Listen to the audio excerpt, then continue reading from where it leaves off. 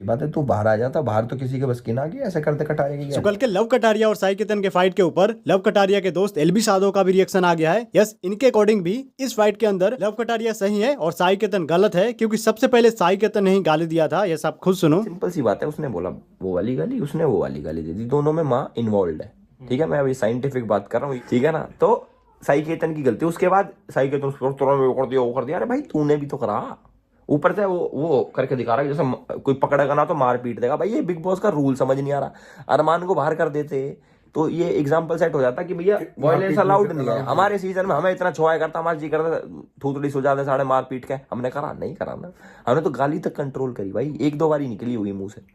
also, अगर आपने video देखा होगा तो आपको पता होगा कि साई केतन लव कटारिया के साथ में फाइट करने के साथ साथ बिग बॉस के घर के कुछ सामान भी डैमेज किए हैं, जैसे कि कुर्सी पटकना, कप फेंकना, ये सभी। तो इस पे भी एलबी साधो कुछ ये बोले हैं। सच बात तो ये है कि साई केतन की गलती है, कटारिया की गलती नहीं है, क्लियर शब्दों में। और कुर्सी उर्सी तोड़ रहा, बिग बॉस की प्रॉपर्टी तोड़ रहा, वो भाई उस पर सवाल उठने चाहिए, उसको कौन कहना चाहिए यार।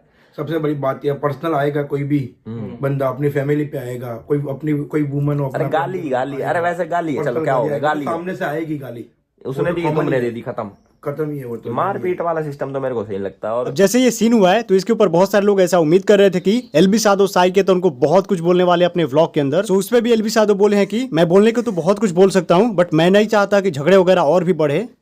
लड़ाई मत करा करो भाई। अब देखो, अब कहने को जो साई केतन ने ऐसे करा, हम कहते साई केतन भाई तो ये तो चलो बिग बॉस की बात है, तू बाहर आ जाता, बाहर तो किसी के बस की ना की ऐसे करते कटारिया की गैल मारे होते हुए साढ़े पकड़ लेंगे जहाँ मिलेगा।